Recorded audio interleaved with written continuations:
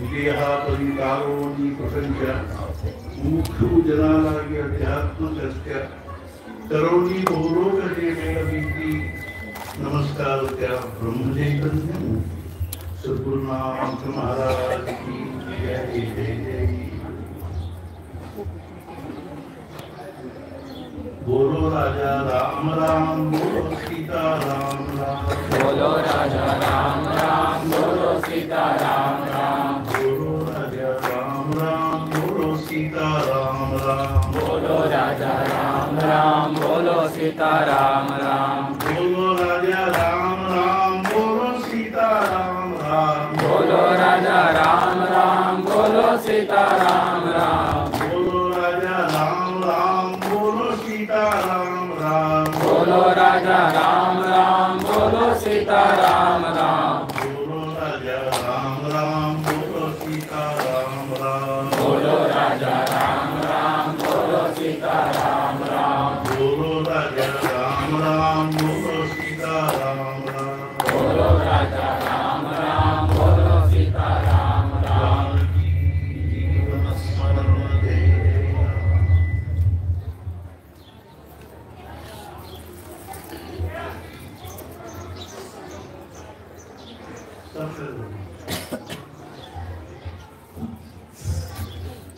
पानी बंद ಮಾಡಿ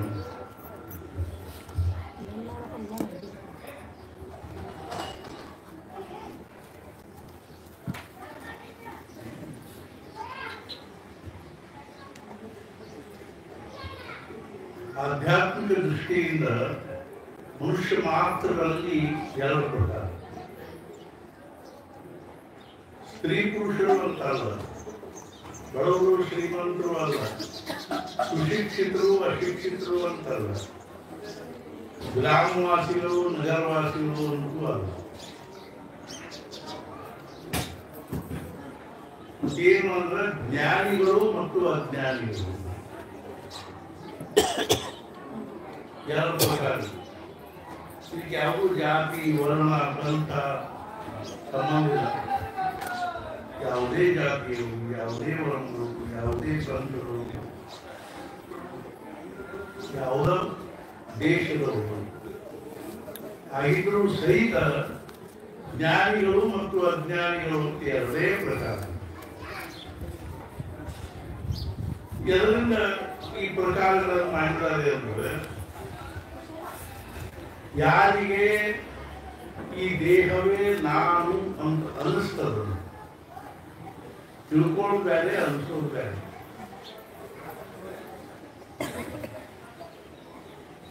ನಾವು ಬಹಳಷ್ಟು ತಿಳ್ಕೊಳ್ತಿರ್ತೀವಿ, ಅದು ಅನಿಸ್ತಿರೋದು.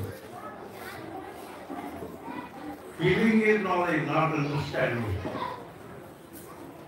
ಅನಿಸೋದು ಜ್ಞಾನವೇ ಹೊರತು ತಿಳ್ಕೊಳ್ಳೋ ಜ್ಞಾನ ಅಲ್ಲ.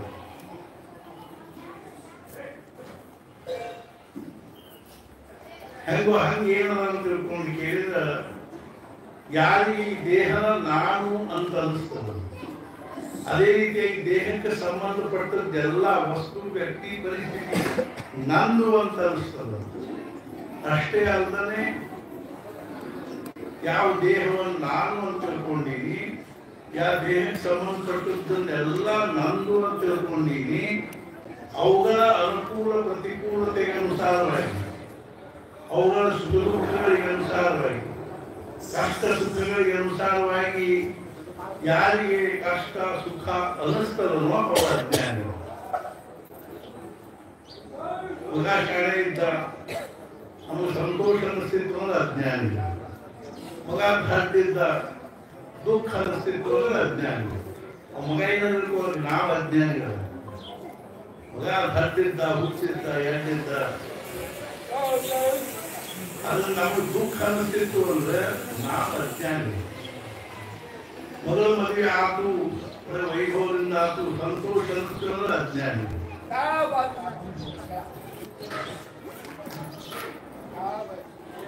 ಮೊದಲ ಮದುವೆ ಆಗಲಿಲ್ಲ, ದುಃಖ ಅನಿಸ್ತು ಅಂದ್ರೆ ಅಜ್ಞಾನಿ. ಆಗೋದು ಬಿಡೋದು ಬಹಳ ಮಹತ್ವದಾದ್ರೆ ಅದು ನಮ್ಮ ಕೈಯಾಗೂ ಇಲ್ಲ, ಅದು ಮಹತ್ವ ಮಾಡಿ ಈ ಪ್ರಪಂಚದಲ್ಲಿ ಒಂದು ಕಾಣಿಸ್ರಿ ಬರೀ ಶ್ಲೋಕಾರ್ಧೇನ ಪ್ರವಕ್ಷ್ಯಾಮಿ. ಶಂಕರಾಚಾರ್ಯರು ಕೈ ಹೇಳ್ತಾರೆ, ಶ್ಲೋಕಾರ್ಧೇನ ಪ್ರವಕ್ಷ್ಯಾಮಿ ಯದುಕ್ತಂ ಗ್ರಂಥಕೋಟಿ ಕೋಟಿಗಟ್ಟಲೆ ಗ್ರಂಥಗಳಲ್ಲಿ ಬರೆದಿರೋದನ್ನ ನಾನೊಂದು ಅರ್ಧ ಶ್ಲೋಕದಿಂದ ಹೇಳ್ತೇನೆ. ಏನು ಅಂದ್ರೆ ಬ್ರಹ್ಮ ಸತ್ಯಂ ಜಗನ್ ಮಿಥ್ಯ ಜೀವೋ ಬ್ರಹ್ಮೈವ ನಾಥ. ಬ್ರಹ್ಮ ಪರಮಾತ್ಮ ಸ್ವರೂಪ ಒಂದೇ ಸತ್ಯ. ಗಂಡರು ಮಕ್ಕಳು ಮನಿ ಬಲ ಮಿಥ್ಯ ಎಂದು ತಿಳಿಯಬೇಕು. ದೇವರು ಒಬ್ಬನೇ ಶಾಶ್ವತ. ಅಹೋರಾತ್ರಿಗಳ ನಾಮಸ್ತು ಭಜನೆಯಲ್ಲಿ ಕಾಲಕ್ರಮಣ ಮಾಡಬೇಕು.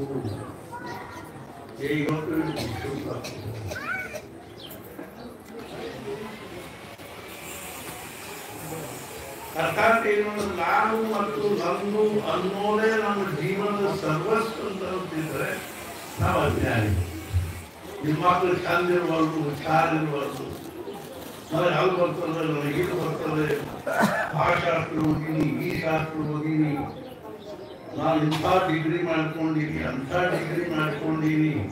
ಇದೆಲ್ಲ ಎದುರು ಕೂತು ಹೇಳೋದು ಮಾತ್ರ. ದೇಹ ಬುದ್ಧಿ ಇವು ಯಾವ ಶಾಶ್ವತನ ಅಲ್ಲ. ಬರೀ ನಮ್ಗೆ ಇದರೊಳಗನ ಆಯುಷ್ಯ ಇರ್ತಕ್ಕಂಥ ಅಜ್ಞಾನದ. ಜ್ಞಾನಿಗಳು ಅಂತ ಯಾರಿಗೆ ಅಂತಾರು? ಯಾರಿಗೆ ಈ ದೇಹ ನಾನಲ್ಲ ಮತ್ತು ಈ ದೇಹಕ್ಕೆ ಸಂಬಂಧಪಟ್ಟದ ಯಾವುದೂ ನಂದಲ್ಲ ಅಂತ ಯಾರಿಗೆ ಫೀಲಿಂಗ್ ಆಗ್ತದನೋ, ಒಳಗಿನಿಂದ ಅನಿಸ್ತದನೋ ಅವ್ರ ಜ್ಞಾನ. ಯಾರಿಗೆ ಅನಿಸ್ತದೆ? ನೋಡಿದಂಥವೆಲ್ಲ ಅನಿಸ್ತದೆ.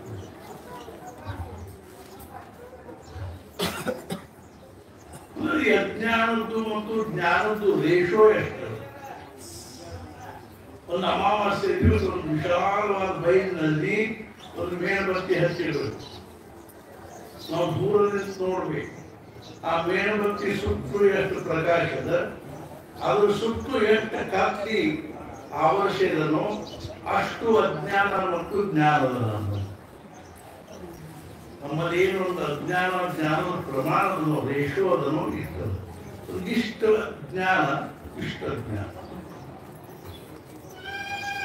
ಮತ್ತು ಖರೆ ಹೇಳಬೇಕು ಅಂದ್ರೆ ಈ ಜ್ಞಾನನು ನಮಗ ಮುಖ್ಯ ಜ್ಞಾನಕ್ಕೆ ಆತ್ಮಜ್ಞಾನಕ್ಕೆ ಆಗಿ ಬಂದಿದೆ. ನಾವೇನು ನಮ್ಮ ಏನೇನು ಜ್ಞಾನ ಇವು ವೃತ್ತಿ ಜ್ಞಾನ ಅಂದ್ರೆ ವೇದಾಂತದಲ್ಲಿ ಈ ವೃತ್ತಿ ಜ್ಞಾನ ನಮ್ಮ ಮುಖ್ಯ ಜ್ಞಾನಕ್ಕೆ ಆಗಿದೆ. ಒಂಥರ ವಿವೇಕಾನಂದ ಅಂದ್ರು, ಅಂತ ಇಂಥದ್ದು ಏನಾದ್ರೂ ಒಂದು ಔಷಧಿ ತಗೊಳ್ಳಿ, ಯಾವುದನ್ನು ನಾನು ತಗೊಂಡ್ರೆ ಇವತ್ತಿನ ತನಕ ಓದಿದ್ದು ಕೇಳಿದ್ದು ತಿಳ್ಕೊಂಡದ್ದು ಎಲ್ಲ ಮರೆತು ಹೋಗುವಂಥದ್ದು. ಅಷ್ಟು ತಿಳುವಳಿಕೆ ಆಗಿತ್ತು ಅವ್ರಿಗೆ. ಎಲ್ಲರೂ ಮುಖ್ಯ ಆತ್ಮಜ್ಞಾನ. ನಾವಿನ್ನೂ ಈ ಜಗತ್ತಿನ ಜ್ಞಾನದೊಳಗೆಲ್ಲ ಅದ ಒಂದು ದೊಡ್ಡ ಪುರುಷಾರ್ಥ ತಿಳ್ಕೊಂಡ್ಬಿಟ್ಟಿವಿ. ಅವ್ರೇನು ಓದಿದ್ರಿ? ಸಮರ್ಥ ರಾಮದಾಸ ಸ್ವಾಮಿಗಳು ಯಾವ ಯೂನಿವರ್ಸಿಟಿಯಲ್ಲಿ ಯಾವ ಡಿಗ್ರಿ ಮಾಡಿಕೊಂಡ್ರು? ಅವರು ಮಹಾರಾಜರು ಯಾವ ಯೂನಿವರ್ಸಿಟಿಯಲ್ಲಿ? ಸತ್ಪುರುಷರ ಜ್ಞಾನಕ್ಕೂ ನಮ್ಮ ಜ್ಞಾನಕ್ಕೂ ಇರುವ ವ್ಯತ್ಯಾಸ.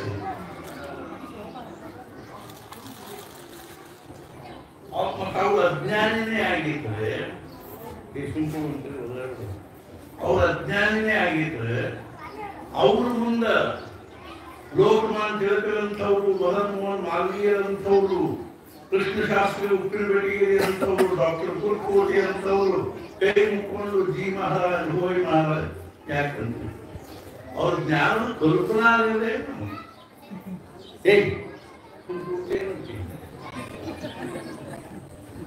ಮಹಾಜ್ಞಾನಿ ನೋಡಿ ಅಲ್ಲ.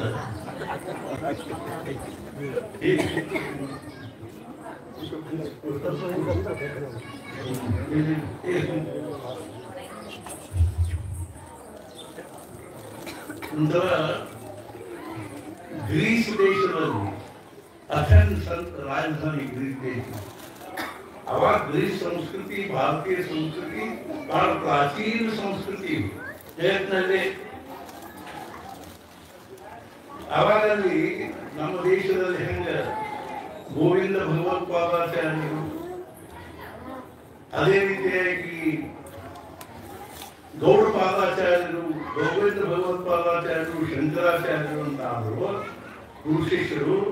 ಹಂಗೆ ಗ್ರೀಸ್ನಲ್ಲಿ ಸಾಕ್ರೆಟಿಸ್ ಅರ್ಥಾತ್ ಅರಿಸ್ಟಾಟಲ್, ಸಾಕ್ರೆಟಿಸ್ ಹಾಗೂ ಪ್ಲೇಟೋ ಅಂತ ಇವರು ಗುರು ಶಿಷ್ಯ ಪರಂಪರೆ. ಆ ದೊಡ್ಡ ಜ್ಞಾನಿಗಳ 3 ಮಂದಿ ಅವರು. ಒಂಥರ ಸಾಕ್ರೆಟಿಸ್ ಬಗ್ಗೆ ಕೌರು ಕೇಳಿ ದೇವರು ಕೇಳಿದ್ರು. ಅಲ್ಲಿ ಕೌರು ಕೇಳೋದಂತ ಅವನು ತುಂಬಿಗೆ ಹೂ ಹಚ್ತಾರೆ. Who is the wisest man of the Greece ಅಂತ. ಗ್ರೀಸ್ ದೇಶದ ಬಹಳ ದೊಡ್ಡ ಜಾಣ ಮನುಷ್ಯ. ಆ ದೇವತಾ ಹೇಳ್ತದೆ Socrates is the wisest and ugliest man of the Greece. ಬಹಳ ಕುರುಟಿ ಇದ್ರೆ ಅವನ ಚರಿತ್ರೆ ಓದಿಲ್ಲ. ಅವನಿಗೆ ಎಲ್ಲರೂ ಆಶ್ಚರ್ಯ ಅಂಥದ್ದೇನು ಓದ್ಯಾನ, ಅಷ್ಟು ಪಂಡಿತ ಅಥವಾ ಅಷ್ಟು ಜಾಣ ಇರಬೇಕಾದ್ರೆ ಅವನ್ನ ಕೇಳಿ ಅಂತ ಹೋದ್ರು. ಅಲ್ಪ ಈಗ ನಾವು ಕೌರು ಕೇಳಿದ್ವಿ, ನಿನ್ನ ಬಗ್ಗೆನೇ ಕೌರಲ್ಲಿ ಸಾಕ್ರೆಟಿಸ್ ಇದು ವೈದ್ಯಸ್ಟ್ ಮ್ಯಾನ್ ಆಫ್ ಅಂತ ಹೇಳಿದ್ರು. ಹೌದೇನು? ಹೌದು, I am the wisest man of. ಹೆಂಗ? People did not know that they did not know. But I know that I did not know. That's so high, I am wisest man of the world.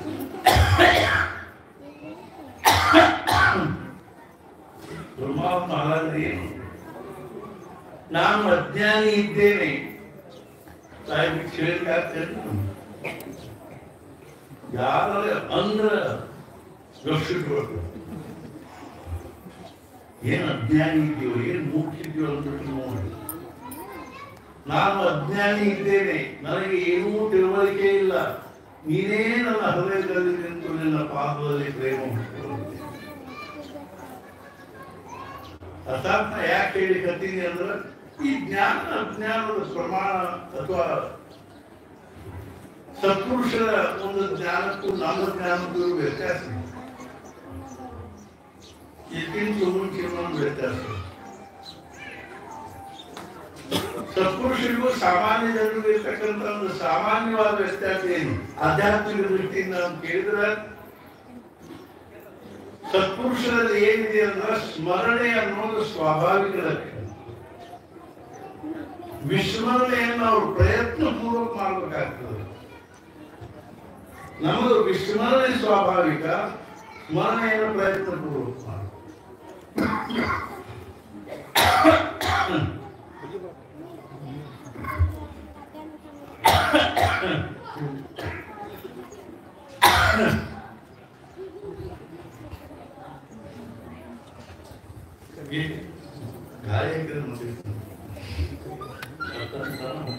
ವಿಸ್ಮರಣೆ ಸ್ವಾಭಾವಿಕ.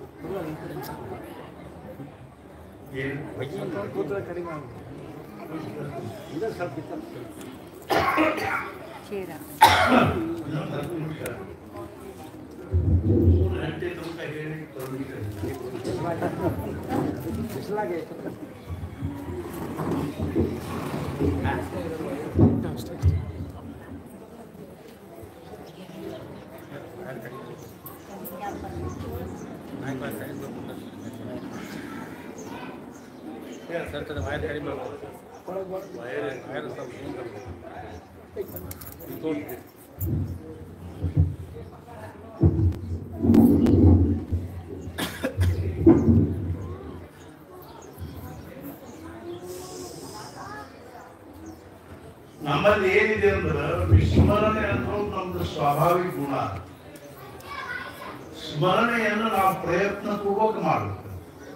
ಸತ್ಪುರುಷರಲ್ಲಿ ಸ್ಮರಣೆ ಅನ್ನೋದು ಸ್ವಾಭಾವಿಕ ಗುಣ, ವಿಸ್ಮರಣೆಯನ್ನು ನಾವು ಪ್ರಯತ್ನ ಪೂರ್ವಕ ಮಾಡಬೇಕು. ಅವ್ರಿಗೆ ಮರಿಲಿಕ್ಕೆ ಆಗಂಗಿಲ್ರಿ, ನಮಗೆ ನೆನಪನ ಆಗಂಗಿಲ್ಲ. ಇದು ಸಾಮಾನ್ಯ ಜನರಲ್ಲಿ ಸತ್ಪುರುಷರಲ್ಲಿರ್ತಕ್ಕಂಥ ಮೂಲಭೂತ ವ್ಯತ್ಯಾಸ. ಆಧ್ಯಾತ್ಮಿಕ ಭಗವಂತನ ಸ್ಮರಣೆ ದೃಷ್ಟಿಯಿಂದ ಮಹಾರಾಜ್ ಹೇಳಿದ್ರು ಒಂದ್ ಕಡೆಗೆ, ಭಗವಂತನ ವಿಸ್ಮರಣೆ ಅಂದ್ರೆ ಪಾಪ ಅಂತ, ಭಗವಂತನ ಸ್ಮರಣೆ ಅಂದ್ರೆ ಪುಣ್ಯ. ಹರಿಮುಖೆ ಮಣ ಪುಣ್ಯಾತಿಗಳನ್ನ ಕೋಣಕ್ಕೆ ಭಗವಂತನ ಮಾತೆ ನಾವು ಪ್ರಪಂಚ ಮಾಡಲಿಕ್ಕೆ ಹತ್ತೀವದಂತ ದೊಡ್ಡ ಪಾಪ ಯಾವುದು ಅಂತ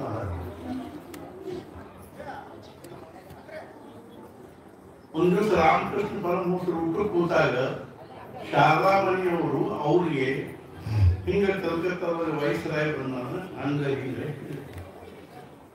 ವಿವೇಕಾನಂದರು ನರೇಂದ್ರ ಅವರು ಅಲ್ಲೇ ಹಾಕೊಂಡಿದ್ರು ಅದನ್ನು ಕೇಳಿ ಕೂಡಲೇ ಅವರು ಇಂಥ ಮಹಾತ್ಮನಿಗೆ ಅಖಂಡ ಭಗವದ್ಭಾವದಲ್ಲಿರ್ತಕ್ಕಂಥ ಇಂಥವರಿಗೆ ನೀವು ಆ ವಯಸ್ಸರಾಯಿ ಯಾಕೆ ಕೇಳ್ತೀರಿ ಲೌಕಿಕ ವಿಚಾರಗಳನ್ನು ಅವಾಗ ಅವ್ರು ಏನಂದ್ರು ನರೇನ್ ನಿನಗೆ ಇವ್ರ ಮನಸ್ಥಿತಿ ಲಕ್ಷ್ಯ ಗೊತ್ತಿದೆ ಅವ್ರ ಮನಸ್ಥಿತಿ ಹೆಂಗದ ಅನ್ನೋದು ಗೊತ್ತಿದೆ ಹೆಂಗದ ಅವ್ರು ಹೇಳಿದ್ರು ಒಂದು ಸ್ಪ್ರಿಂಗ್ ತಗೊಂಡಿವಿ ಮ್ಯಾಲ ಹುಕ್ಕಿಗೆ ಹಾಕಿ ಅದನ್ನ ಜಗ್ಗಿ ಹಿಡಿದ್ವಿ ನಾವು ಎಷ್ಟೊತ್ತು ಜಗ್ಗಿ ಹಿಡಿದಿಟ್ಟು ಅಷ್ಟೊತ್ತು ಕೆಳಗೆ ಕೈ ಬಿಟ್ಟಿರೋದ ಮತ್ತೆ ಕೆಳಗೆ ಹೋಗ್ತದೆ ಹಂಗದ ಇವ್ರ ಮನಸ್ಸು ಈಗ ಏನಾದ್ರು ಲೌಕಿಕ ವಿಚಾರ ಹೇಳ್ಕೊತ ಇದ್ದೆ ಅವ್ರು ಮಾತಾಡ್ಸ್ಕೊತ ಇದ್ದೆ ಅವ್ರು ಏನಾದ್ರು ವಿಚಾರ ನಗಿಸ್ಕೊತ ಇದ್ದೆ ಅಂದ್ರೆ ಎರಡು ಕೂತು ಊಟ ಮಾಡ್ತಾರೆ ಈಗ ನಾ ಹೇಳೋದು ಬಿಡ್ತೀರಲ್ಲ ಹೋಗ್ಬಿಡ್ತಾವ ಮನಸ್ಸು ನಮ್ದು ಸ್ಪ್ರಿಂಗ್ ಇದ್ದಂಗೆ ಅಂದ್ರೆ ಉಲ್ಟಾ ಅದ ಸ್ವಲ್ಪ ಏನಂದ್ರೆ ಆ ಟ್ವಿಸ್ಟ್ ಕ್ಯಾಕ್ಟಿ ಸ್ಪ್ರಿಂಗ್ ಇರ್ತಾವ್ರ ಯಾವ ಹೋದೇ ಇಲ್ಲ ಕೆಳಗೆ ಗೊತ್ತಾಗ್ತದೆ ರಾಮಕೃಷ್ಣ ಪರಮಹಂಸರು ನಮ್ಮ ಮನಸ್ಸು ಹೆಂಗಿರ್ತಾವ ಅನ್ನೋದಕ್ಕೊಂದು ಉದಾಹರಣೆ ಹೇಳಿ ಈ ನೋಡಿ 3 ಪ್ರಕಾರದ ನೊಣ ಇರ್ತಾವ ಗೊತ್ತಿರ್ಬೋದು ಒಂದೇನು ಅಂದ್ರೆ ಸಾಮಾನ್ಯ ನೊಣ ಹೊಸ್ಕಳ ಇರ್ತದೆ ಇನ್ನೊಂದೇನಿರ್ತಾವಂದ್ರೆ ದೊಡ್ಡ ಹಸಿರು ನೊಣ ಇರ್ತಾವ ವೈ ಅಂತ ಹಾಕೋತಾರೆ ಆಮೇಲೆ ಇನ್ನೊಂದು ಜೇನು ನೊಣ ಇವೇನ್ ಹಸಿರು ನೊಣ ಏನ್ ಮಾಡ್ತಾವ ಬರೀ ಹೊಲಸಿನ ಇವು ಹೌಸ್ ಫ್ಲೈನವ ಇಂಥ ಶ್ರೀಖಂಡ ಬಿದ್ದಿತ್ತು ಅದನ್ನಾರು ಕೂಡ್ತಾವ ಮಕ್ಕಳು ಇಸಿ ಮಾಡಿದ್ರು ಅದನ್ನಾರು ಇದು ಜೇನು ನೊಣ ಒಟ್ಟ ಹೊಲಸು ಪದಾರ್ಥನ ಕೂಡುದು ಸತ್ಪುರುಷರ ಮನಸ್ಸು ಅಂದ್ರೆ ಜೇನು ನೊಣ ಇಲ್ಲ ನಮ್ಮ ಮನಸ್ಸು ಒಂಚೂರು ಇದು ಪ್ರವಚನ ಕೇಳ್ತೀವಿ ಪಟ್ನ ಎದ್ದೋ ಟಿವಿನೂ ನೋಡ್ತೀವಿ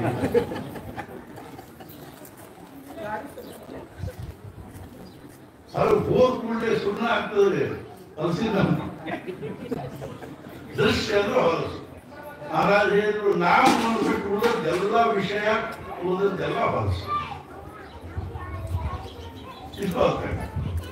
ಅರ್ಥಾತ್ ಏನು ಅಂದ್ರೆ ವಿಸ್ಮರಣೆ ಅನ್ನೋದು ಅವ್ರಿಗೆ ಎಷ್ಟು ಪ್ರಯತ್ನ ಪೂರ್ವಕವಾಗಿ ಮಾಡಬೇಕು ನಮ್ಮ ಅಲ್ಲಿ ಹೇಳಿದೆ ಗೋಪಿಕಾ ಸ್ತ್ರೀಯರ ವಿಷಯವಾಗಿ ಭಗವಂತ ನಾಮ ಹುಚ್ಚಿರಬೇಕು ಅಖಂಡವಾಗಿ ಭಗವಂತ ನಾಮಸ್ಮರಣೆ ಮಾಡಿ ಬ್ರಹ್ಮಾನಂದ ಮಹಾರಾಜರಿಗೆ 2 ವರ್ಷ ಅವ್ರಿಗೆ ಅವ್ರ ಅಖಂಡ ನಾಮಸ್ಮರಣೆ ಆಗ್ತದೆ ಬ್ರಹ್ಮಾನಂದ ಮಹಾರಾಜರಿಗೆ ಸಮಸ್ತರಿಗೆ ಅರ್ಥಾತ್ ಎಲ್ಲಿ ಭಗವಂತನ ಅಖಂಡ ಅನುಸಂಧಾನವನ್ನು ಅಲ್ಲಿ ಮೂರ್ತಿಮಂತ ಜ್ಞಾನ ಎಲ್ಲಿ ಭಗವಂತನ ವಿಸ್ಮರಣೆ ಅದನ್ನು ಅಲ್ಲಿ ಅಜ್ಞಾನ ಜ್ಞಾನಿಗಳು ಅಜ್ಞಾನಿಗಳು ನಮ್ಗೆ ಎಲ್ಲಿಯವರು ನನಗೆ ಏನಾದ್ರೂ ಬರ್ತದ ಅಂತ ಅನಿಸ್ತದೋ ಅಲ್ಲಿಯವರು ನಾವು ಅಜ್ಞಾನಿಗಳು ಅಂತ ಉಪನಿಷತ್ತಿನಲ್ಲಿ ಹೇಳ್ತಾರೆ ಯಸ್ಯ ಮತಂ ತಸ್ಯ ಮತಂ ಮತಂ ಯಸ್ಯ ನ ವೇದಸ ಅವಿಜ್ಞಾತಂ ವಿಜಾನತಂ ವಿಜ್ಞಾತಂ ಅವಿಜಾನತಂ ಯಾರಿಗೆ ಏನು ಅನ್ನಿಸ್ತದ ಯಾರಿಗೆ ನಮಗೆ ತಿಳಿದಲ್ಲ ಅನ್ನಿಸ್ತದೋ ಅವ್ರಿಗೆ ತಿಳಿದಿಲ್ಲ ಯಾರಿಗೆ ತಿಳಿದಿಲ್ಲ ಅನ್ನಿಸ್ತದೋ ಅವ್ರಿಗೆ ತಿಳಿದಲ್ಲ ಅವಿಜ್ಞಾತಂ ವಿಜಾನತಂ ವಿಜ್ಞಾತಂ ಅವಿಜಾನತಂ ನಮಗೆಲ್ಲರಿಗೂ ಏನೇನು ತಿಳಿದಂತ ಅನಿಸುವುದರಿಂದಾಗಿ ನಮಗೆ ತಿಳಿದಿಲ್ಲ ಇನ್ನೂ ಒಂದು ಕಡೆ ಹೇಳ್ಯಾರ ಯಾ ದಿಶಾ ಸರ್ವಭೂತಾನ ತಸ್ಯಾಂ ಜಾಗೃತಿ ಸಂಯಮ ಯಸ್ಯಾಂ ಜಾಗೃತಿ ಭೂತಾನಿ ಸಾ ದಿಶಾ ಪಶ್ಯತೋ ಮುನಿ ಯಾವ ಅವಸ್ಥೆಯೊಳಗೆ ನಾವು ಜಾಗೃತಿ ಇದ್ದೀವೋ ಆ ಅವಸ್ಥೆ ಒಳಗೆ ಸತ್ಪುರುಷರು ಮಲ್ಕೊಂಡಿರ್ತಾರೆ ಯಾವ ಅವಸ್ಥೆಯೊಳಗೆ ಅವ್ರು ಜಾಗೃತಿ ಇರ್ತಾರೋ ಆ ಅವಸ್ಥೆಯೊಳಗೆ ನಾವು ಮಾಡ್ಬೋದು. ಅಂದ್ರೆ ಅರ್ಥಾತ್ ಯಾವ ಅವಸ್ಥೆಯಲ್ಲಿ ಅವರು ಅಕಸ್ಮಾತ್ ಅರ್ಥಾತ್ ಆತ್ಮಭಾವದಲ್ಲಿ ಜಾಗೃತಿ ಇರ್ತಾರೋ ಆ ಆತ್ಮಭಾವದಲ್ಲಿ ನಾವು ಮಾಡ್ಕೊಳ್ತೀವಿ. ಯಾವ ಒಂದು ದೇಹ ಭಾವದಲ್ಲಿ ನಾವು ಜಾಗೃತಿ ಇದ್ದೀವೋ ಆ ದೇಹ ಭಾವದಲ್ಲಿ ಅವ್ರು ಮಾಡ್ಕೊಂಡಿರ್ತಾರೆ. ಅವ್ರ ದೇಹದ ಪರಿವಿಲ್ಲ ಏನಾಗಿದ್ರಿ ಮಹಾರಾಜನವ್ರು ಕೇಳಿ ಮಹಾರಾಜನ ತಾಯಿ ಬಗ್ಗೆ ಏನಾದ್ರು ಹೇಳಿ ಮಹಾರಾಜ ಹೇಳಿದ್ರು, ನಿಮ್ಗೆ ಆತ್ಮಜ್ಞಾನ ಆಗೋದು ಎಷ್ಟು ಕಠಿಣ ಅದನೋ ಅಷ್ಟು ನಮ್ಮ ದೇಹ ಭಾವದಲ್ಲಿ ಬರೋದು ಕಠಿಣ. ನಾನು ಎಂದೂ ದೇಹ ಭಾವದಲ್ಲಿ ಇಲ್ಲೇ ಇಲ್ಲ ಅಂತ ಅರ್ಥಾತ್ ಏನು ಅಂದ್ರೆ ನಾ ದೇಹ ಭಾವದಲ್ಲಿ ಒಬ್ರು ಮಹಾರಾಜನಿಗೆ ಏನಂದ್ರು, ಮಹಾರಾಜ ನನ್ನ ಮಗನ ಮುಂಜುವಾದ ಬರ್ತೀನಿ, ಇಲ್ಲ ನಾನು ಪತ್ರ ಬರೀತೀನಿ ಬರ್ತೀನಿ, ಆಯ್ತು ಬರ್ತೀನಿ, ಪತ್ರ ಮುಗಿಸೋಲ್ಲ ಅಂದ್ಬಿಟ್ಟು ನಾನು ಒಬ್ಬರನ್ನು ಕಳಿಸ್ತೀನಿ ಬರ್ಲಿ. ಅವಾಗ ಮಹಾರಾಜರು ಏನಂದ್ರು, ರಾವ್ ಸಾಹೇಬ್ ನೀವು ಎಲ್ಲಿ ಅರ್ಥಾತ್ ನಾ ಎಲ್ಲಿ ಇರ್ತೀನೋ ಅಲ್ಲಿ ನಿಮ್ಗೆ ಬರ್ಲಿಕ್ಕೆ ಶಕ್ತಿ ಇಲ್ಲ, ನೀವೆಲ್ಲಿ ಇರ್ತೀರೋ ಅಲ್ಲಿ ನಾ ಬರ್ಬೋದು, ನೀವು ಎಲ್ಲಿ ಇರ್ತೀರೋ ಅಲ್ಲಿ ನಾ ಬರ್ಬೋದು, ಅದು ನಾ ಎಲ್ಲಿರ್ತೀನೋ ಅಲ್ಲಿ ನೀವು ಬರ್ಲಿಕ್ಕೆ ಆಗಂಗಿಲ್ಲ. ಇದರ್ಥೇನು ನಾನು ಅಖಂಡವಾಗಿ ಆತ್ಮಭಾವದಲ್ಲಿ ಇರ್ತೀನಿ, ನೀವು ಅಲ್ಲಿ ಬರ್ಲಿಕ್ಕೆ ಆಗಲ್ಲ. ಇದ್ರನ್ನ ಯಾಕೆ ಹೇಳಿ ಕರ್ತೀನಿ ಅಂದ್ರೆ ಜೀವನದ ಪ್ರಶ್ನೆ ದೇಹ ಭಾವದಲ್ಲಿ ಇದ್ಕೊಂಡು ಬಗ್ಗೆ ಹೇಳಿ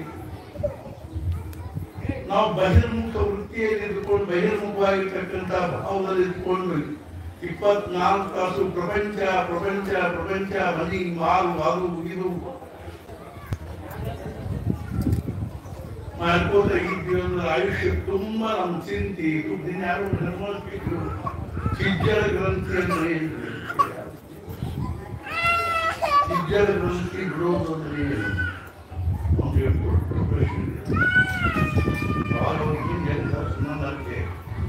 ಪ್ರಮಾಣ ನನ್ನ ಚಿಜ್ಜಲ ಗ್ರಂಥಿ ಬಿಚ್ಚಿ ಹೋಯಿತು. ಚಿಜ್ಜಲ ಗ್ರಂಥಿ ರಾತ್ರಿಯನ್ನು ಸೇರ್ತದ ಅರ್ಥ ಆತ್ಮಸ್ವರೂಪ ಜಡ ಅದು ದೇಹ, ಇವೆರಡೂ ಎಷ್ಟು ಹೆಣಕೊಂಡ್ಬಿಟ್ಟು ನಮ್ಕೊಳ್ತಾರ. ಈ ಹೆಳದ್ ಹಾಕೊಂಡಿರ್ತಾರ ನೋಡ್ರಿ ಹೆಣ್ಮಕ್ಳು, ಹೆಂಗೆ ಹೆಳದ್ ಒಂದ್ರ ನಡ್ಕೊಂಡಿರ್ತಾರ. ಆದ್ರೆ ನಮ್ಮ ದೇಹ ಭಾವ ಮತ್ತು ಆತ್ಮಭಾವ ಇವೆರಡೂ ಎಷ್ಟು ಹೆಣ್ಕೊಂಡ್ಬಿಟ್ಟಾವಂದ್ರೆ ನಾವು ದೇಹಕ್ಕೆ ನಾನು ಅಂದ್ಕೊತೀವಿ, ಆತ್ಮಕ್ಕೆ ನಮ್ಗೆ ಲಕ್ಷ್ಯ ಇಲ್ಲ. ಆದ್ರೆ ಜೀವನದ ಪ್ರಶ್ನೆ ಏನಂದ್ರೆ ನಾವು ಪ್ರಪಂಚದೊಳಗೆ ಏನ್ ಬೇಕಾದಾಗಬೇಕು, ಏನಾದ್ರೂ ಮಾಡಿ ನಾವು ಅಂತರ್ಮುಖ ಆಗಲಿಕ್ಕೆ ಪ್ರಯತ್ನ ಮಾಡಿದ್ರೆ ಮಾತ್ರ ಮಹಾರಾಜರು ಕೇಳಿದ್ರು.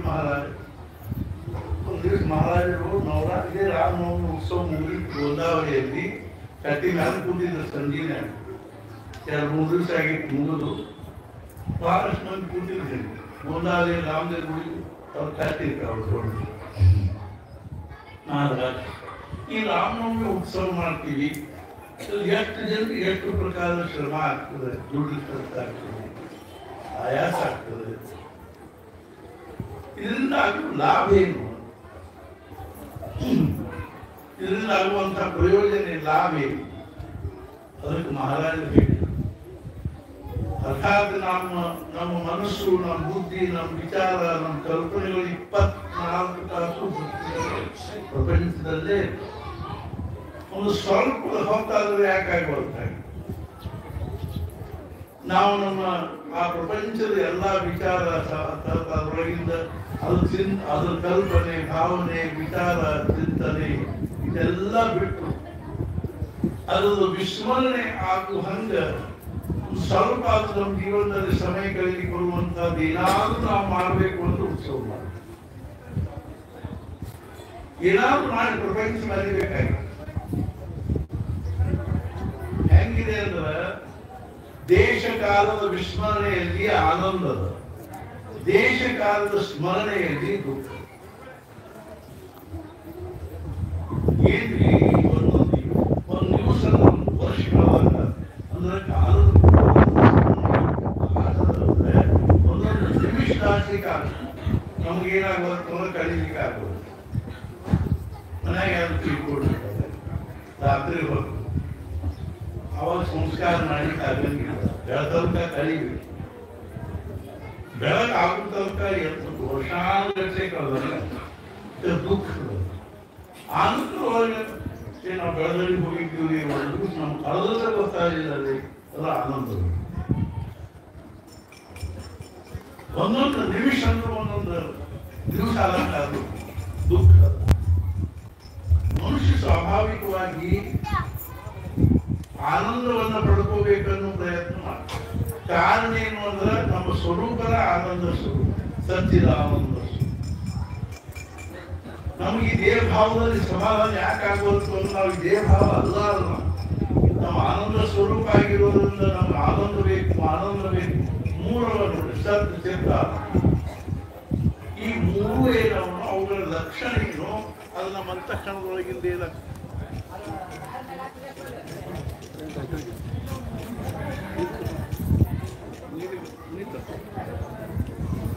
ನಮ್ಮ ಅಂತಃಕರಣದೊಳಗಿಂದ ಸೋಮಯ, ಅಂತಃಕರಣದೊಳಗಿಂದ ಏನಾಗ್ತದೆ ವ್ಯಕ್ತ ಆಗ್ತದೆ. ಮೊದಲನೇದು ಸತ್. ಸತ್ ಅಂದ್ರೆ ಇರುವಿಕೆ. ಎಂಥ ಇರುವಿಕೆ ಅಂದ್ರೆ ಆ ಇರುವಿಕೆಗೆ ಯಾವುದೇ ಪ್ರಕಾರವಾಗಿರ್ತಕ್ಕ ಸ್ವಲ್ಪ ಅದನ್ನು ದಾರಿ ಬಂದು ಮಡಿಲಿ ಸ್ವಲ್ಪ ಐನೂರು ಹೇಳಿ ಕಟ್ಟಿ ಕಡೆ ಕೂತಾರೆ.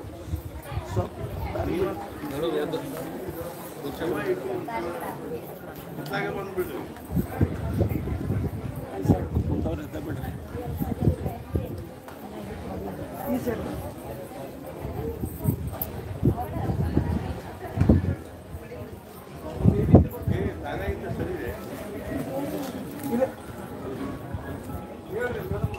ಇಲ್ರಿ ಇಲ್ರಿ ಹೋಗ್ತಾರ ಹೋಗ್ತಾರ ತಡಿ.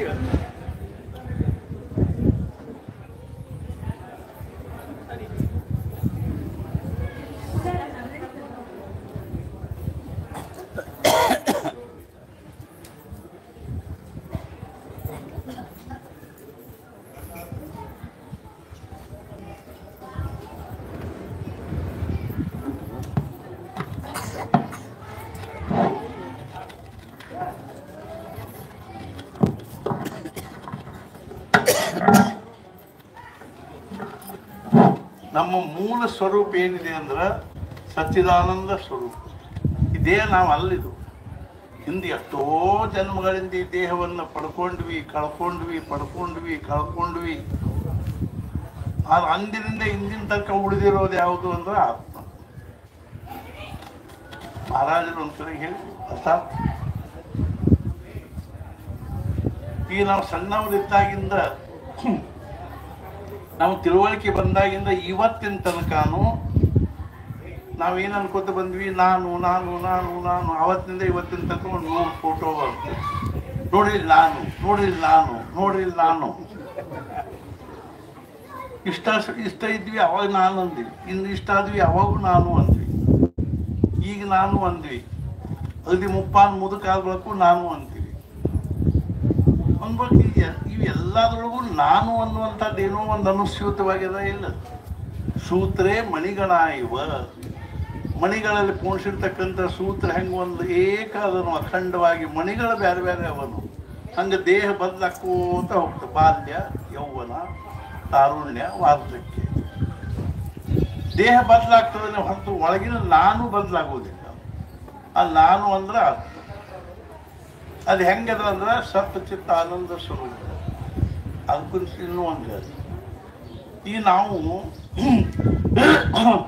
ಇರು ಅನ್ನೋ ಕ್ರಿಯಾಪದವನ್ನು ಎಷ್ಟು ಉಪಯೋಗ ಮಾಡ್ತೀವಿ ನಾವು ಅಲ್ಲ, ವಿಶೇಷಣವನ್ನು. ಇವನು ಇರುತ್ತಾನೆ, ಇವಳು ಇರುತ್ತಾಳೆ, ಇದು ಇರುತ್ತದೆ, ಅದು ಇರುತ್ತದೆ, ಪಶು ಇರುತ್ತದೆ, ಪ್ರಾಣಿ ಇರುತ್ತದೆ, ಎಲ್ಲದಕ್ಕೂ ಇರು ಅಂತದ. ಅನ್ಬೇಕು ಇಷ್ಟು ಮಂದಿ ಒಳಗಿರ್ತಕ್ಕಂಥ ಇರು ಸಾಮಾನ್ಯ ಅಲ್ಲಿಲ್ಲ, ಕಾಮನ್ ಅಲ್ಲಿಲ್ಲ. ಆ ಇರು ಯಾವುದು? ಅದಕ್ಕೆ ನಾವೇನಂತೀವಿ ಪ್ಯೂರ್ ಎಕ್ಸಿಸ್ಟೆನ್ಸ್, ಇರುವಿಕೆ, ಶುದ್ಧ ಇರುವಿಕೆನೇ ನಾನು.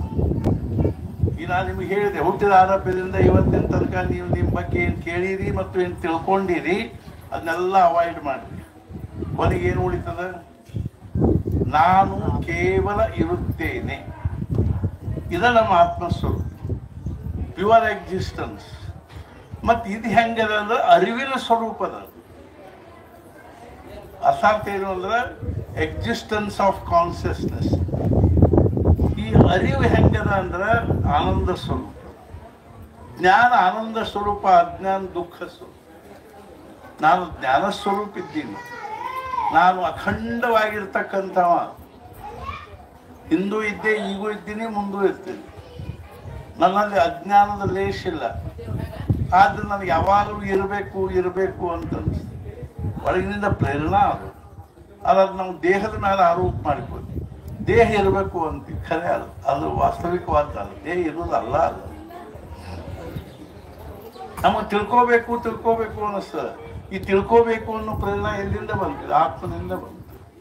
ಅಜ್ಞಾನ ನಮಗೆ ಬ್ಯಾಡ ಆಗ್ತದೆ, ಜ್ಞಾನ ಬೇಕನ್ನಿಸ್ತದೆ. ಸಣ್ಣ ಸಣ್ಣ ಹುಡುಗರು ನೋಡ್ರಿ, ಏನಾದ್ರು ಒಂದಲ್ಲಿ ಟೈರ್ ಪಂಕ್ಚರ್ ಆಗಿರ್ತಾರೆ, ಅದು ತಿತ್ತಿರ್ತಾರೆ, ಎಲ್ಲ ಹಿಂಗೆ ನಿಂತು ನೋಡ್ರಿ. ಜಿಜ್ಞಾಸ ಎಷ್ಟದ ನೋಡ್ರಿ, ತಿಳ್ಕೋಬೇಕು. ಇದು ಜ್ಞಾನ ಸ್ವರೂಪ. ಇನ್ನೊಂದು, ಯಾರಿಗೂ ದುಃಖ ಬೇಡ, ಎಲ್ಲರಿಗೂ ಸಮಾಧಾನ ಆನಂದ ಬೇಕು. ಯಾಕೆ ನಾನು ಆನಂದ ಸ್ವರೂಪ. ಆದ್ರೆ ಶೋಕಾಂತಿಕ ಏನಾಗಿದೆ ಅದನ್ನ ಬಿಟ್ಬಿಟ್ವಿ. ಈ ದೇಹದೊಳಗನ ಈ ದೇಹನ ಇರಬೇಕು ಅನ್ನೋ ದರ್ಪಣದೊಳಗಿಂದನ ಈ ವಿಜ್ಞಾನದ ಆವಿಷ್ಕಾರ ಆಗಿದೆ. ಒಟ್ಟು ದೇಹವನ್ನ ಸಂರಕ್ಷಣೆ ಮಾಡಬೇಕು ಅನ್ನೋ. ಇವತ್ತು ಹಾಸ್ಪಿಟ್ಲ್ ಒಳಗೆ ಏನೇನೋ ಮಾಡ್ತಾರ, ಅರ್ಥಾತ್ ಎಲ್ಲೂ ಕತ್ತರಿಸ್ತಾರೆ, ರಾಡ್ ಕೂಡಿಸ್ತಾರೆ, ತಲೆಯಾಗಿ ಏನೇನೋ ಮಾಡಿ ಬದುಕಿಸ್ಲಿಕ್ಕೆ ಪ್ರಯತ್ನ ಮಾಡ್ತಾರೆ. ಹಿಂದಿನ ಕಾಲದಲ್ಲಿ ಇಷ್ಟೆಲ್ಲ ಎಲ್ಲಿರ್ತಾರೆ? ನಮ್ಮ ಊರಿಗೆ ಒಬ್ಬ ಇದು ವೈದ್ಯ, ಅವಂದ ಫಾರ್ಮಸಿ, ಅವ ಪಟ್ಟದ್ದ ಔಷಧ, ಉಳಿದ ನಮ್ಮ ಪುಣ್ಯ, ಹೋದ ನಮ್ದು. ತಿಪ್ಪಣ್ಣ, ಅಮರಾಣಿ ತಿಪ್ಪಣ್ಣ ಅಂತಿದ್ದ, ಊರಿಗೆಲ್ಲ ಒಬ್ಬನ ವೈದ್ಯ. ಅವ ಏನು ಔಷಧ ಕೊಡ್ತಾನೋ ಅದ ಔಷಧ. ತೀರ್ಕೊಂಡ್ರೆ ಹೌದೇನ್ರಿ, ಗರ್ಭ ಆಯುಷ್ಯ ಮುಗಿತು. ಮತ್ ಮಹಾರಾಜರು ಹೇಳ್ತಿದ್ರು, ಔಷಧ ನಿಮಿತ್ತ ಮಾತ್ರ ತಗೋಬೇಕು, ರೋಗವನ್ನ ನಾಮಸ್ಮರಣೆಯಿಂದ ಕಡಿಮೆ ಮಾಡಿಕೊಳ್ಳಿ. ಔಷಧ ಮಾತ್ರ ನಿಮಿತ್ತ ಮಾತ್ರ ಔಷಧ ತಗೋಬೇಕು. ಮತ್ತು ಆಯುಷ್ಯ ಮುಗೀತು ಅಂದ್ರೆ ಯಾರಿಗೂ ಇರ್ಲಿಕ್ಕೆ ಶಕ್ತಿ. ಎಷ್ಟ ದರ್ಪಣ ಮಾಡಿ ಆ ಡಾಕ್ಟರ್ ಬಂದು ಕೂತಿರ್ತಾರ, ಭಗವಂತನು ಬಂದು ಕೂತಿರ್ತಾನ. ಡಾಕ್ಟರ್ ಅಂತಾರ, ಮೇಡಮ್ ಏನ್ ಕಾಳಜಿ ಮಾಡ್ಬೇಡ್ರಿ, ನಾವು 4-5 ಔಷಧ ಇಂಜೆಕ್ಷನ್ ಕೊಡ್ತೀನಿ, ಆರಾಮಾಗ್ತಾವ. ಭಗವಂತ ಅಂತಾನ, ಅಲ್ಲೋ ನಾ ತೊಗೊಂಡು ಹೋಲಿಗೆ ಬಂದು ಕೂತೀನಿ, ನೀನು ಕಡಿಮೆ ಮಾಡ್ತೀನಿ. ಇನ್ನೊಂದು 10 ಶ್ವಾಸ ಅವು ಮುಗಿದು. ಇದ್ರಲ್ಲಿ ನಾ ಯಾಕೆ ಹೇಳಿಕ್ ಹತ್ತೀನಿ ಅಂದ್ರೆ, ವಾಸ್ತವಿಕವಾಗಿ ನಮ್ಮ ಸ್ವರೂಪ ಏನದ ಅನ್ನೋದು ಕಲ್ಪನಾ ಇಲ್ಲದೆ ಇರೋದ್ರಿಂದ ನಮ್ಮ ಪ್ರಪಂಚ ಇಷ್ಟು ದುಃಖ, ಚಿಂತೆ, ಕಾಳಜಿ. ಅದು ಏನು ಮಾಡ್ಬೇಕ್ರಿ? ಮತ್ತೊಂದು ಏನು ಮಾಡುವ ಅವಶ್ಯಕ. ನಾಮಸ್ಮರೆ ನಿರಂತರ ತೇದಾನಾವೇ ಪುಣ್ಯ ಶರೀರ ಮಹಾದೋಷಾಂಚ ಗಿರಿವರ ರಾಮನಾಮ. ಅರ್ಥಾತ್ ಭಗವಂತ ಕಾಹೀಚ ನ ಕರುಣಿ ಪ್ರಾಣಿ ರಾಮನಾಮ ಜಪೆ ವಾಣಿ ತೇನೆ ಸಂತುಷ್ಟ ಚಕ್ರಪಾಣಿ ಭಕ್ತಾರಾಗಿ. ಮತ್ತೊಂದು ಏನು ಮಾಡುವ ಅವಶ್ಯಕತೆ. ಪೂಜೆ ಪುನಸ್ಕಾರ ಮಾಡ್ಬೇಕೇನ್ರಿ, ಬ್ಯಾಡ್ರಿ ಅಂತ ನನ್ನೊಬ್ರು ಕೇಳು. ನಿಮ್ಮ ನಿತ್ಯ ನೈಮಿತ್ಯಕ್ಕೆ ಏನವನ್ನೆಲ್ಲ ಮಾಡಿ ಉಳಿದ ಸಮಯದಲ್ಲಿ ಭಗವಂತನ ನಾಮಸ್ಮರಣೆ ಮಾಡಿದ್ರೆ ನಾಮದ ರಾಶಿ ಬೀಳ್ತದೆ. ಮಹಾರಾಜರು ಇದ್ದಾಗ ಒಂದು ದಿವಸ ಮರುದಿವ್ಸ ಚಾತುರ್ಮಾಸ ಶುರುವಾಗೋದು. ಒಂದು 10-12 ಮಂದಿ ಹೆಣ್ಮಕ್ಳು ಕೂತಿದ್ರು. ಅವರೆಲ್ಲ ಏನಂದ್ರು, ಮಹಾರಾಜ ನಾಳಿಂದ ಚಾತುರ್ಮಾಸ ಶುರು ಆಗ್ತದ, ನಾವು ಏನು ವ್ರತ ಮಾಡೋಣ? ಮಹಾರಾಜ ಅಂದ್ರು, ನಿಮ್ಗೆ ಏನು ಬಾಕಿವೆಲ್ಲ ಏನು ಮಾಡ್ಬೇಕು ಅನ್ನಿಸ್ತದ್ರು ಮಾಡ್ರಿ. ಪತ್ರಾವಳಿಯಾಗ ಊಟ ಮಾಡ್ತೀವಿ, ದೇವ್ರ ಮುಂದೆ ತುಳಸಿ ಮುಂದೆ ರಂಗೋಲಿ ಹಾಕ್ತೀವಿ, ಹಿಂಗೆ ಏನೋ ದಿನ ದೇವ್ರ ದರ್ಶನ ಮಾಡ್ಕೊಂಡು ಊಟ ಮಾಡ್ತೀವಿ. ಮಹಾರಾಜರು ಇವನ್ನೆಲ್ಲ ಮಾಡುವಲ್ರಿ. ನಾನು ಹೇಳೋದು ಒಂದು ವ್ರತ ಮಾಡಿ, ಏನು 4 ತಿಂಗಳು ಇನ್ನೊಬ್ಬರ ನಿಂದ ಮಾಡಂಗಿಲ್ಲ ಅನ್ನೋ ವ್ರತ ಮಾಡಿ. ಮಹಾರಾಜ ಹೇಳಿದ್ರು, ಭಕ್ತ ಇನ್ನೊಬ್ಬರ ನಿಂದ ಮಾಡಂಗಿಲ್ಲ, ಇನ್ನೊಬ್ಬರ ಬಗ್ಗೆ ಚಲೋ ಕೆಟ್ಟ ಮಾತಾಡಂಗಿಲ್ಲ ಅನ್ನೋದನ್ನು ಒಂದನ್ನು ಬಿಟ್ಟು ಆ ಸಮಯದಲ್ಲಿ ಭಗವಂತನ ನಾಮಸ್ಮರಣೆ ಮಾಡಿದ್ರೆ ನಾಮದ ರಾಶಿ ಬೀಳ್ತದೆ. ಎಷ್ಟು ನಾವು ಸಮಯ ವ್ಯರ್ಥ ಮಾಡ್ತೀವಿ. ನೀವು ನಿಮ್ಮ ಪೂಜೆ ಪುನಸ್ಕಾರ ಜಪ ಬಾಕಿ ಏನು ಎಲ್ಲ ಮಾಡಿ, ಆದ್ರೆ ಉಳಿದ ಸಮಯದಲ್ಲಿ ಭಗವಂತನ ನಾಮಸ್ಮರಣೆ ಮಾಡಿದ್ರೆ ನಾಮದ ರಾಶಿ. ಉಳಿದ ಸಮಯದಲ್ಲಿ ಅದನ್ನೇನು ಮಾಡಬೇಕು ಇದನ್ನೇನು ಮಾಡಬೇಕು ಅನ್ಕೋತ ಕೂಡು ಪ್ರಶ್ನೆ. ಕಾಹೀಚ ನ ಕರುಣಿ ಪ್ರಾಣಿ ರಾಮನಾಮ ಜಪೆ ವಾಣಿ ತೇಳೆ ಸಂತುಷ್ಟ ಚಕ್ರಪಾಣಿ ಭಕ್ತರಾಗಿ ಬ್ರಹ್ಮಾನಂದ ಮಹಾರಾಜರು ಹೇಳಿಕೊಟ್ಟಿರೋ ಪಾಠ. ಅವರೇನು ನಮಗೆ ಬ್ರಹ್ಮ ಅರ್ಥಾತ್ ಏನು ಅಂದ್ರೆ ಉಪನಿಷತ್ತು ಓದ್ರಿ ಅಂತಲಿಲ್ಲ, ಬ್ರಹ್ಮಸೂತ್ರ ಓದ್ರಿ ಅಲ್ಲಿಲ್ಲ. ಇನ್ನು ವಯಸ್ಸಾತು ಈಗ ಮಂತ್ರ ಪಂತ್ರ ಕಲೀರಿ ಅಂತಾರೆ. ಏನು ನಮಗೆ ಹೆಂಗೆ ಶಕ್ಯ? ಇನ್ನು ನಾನು ಭಾವುಸಾಹಿಬ್ ಏನು ವಿಲಕ್ಷಣ ಅವಸ್ಥೆ. ಭಾವುಸಾಹಿಬನ್ನು ಕೇಳಿದ್ರು, ಭಾವುಸಾಹಿಬ್ ನೀವು ದಿನ ಜಪ ಎಷ್ಟು ಮಾಡ್ತೀವಿ? ಅವಾಗ ಅವ್ರು ಹೇಳಿದರು, ನನಗೆ ಎಷ್ಟು ಆಗ್ತದೋ ಅಷ್ಟು.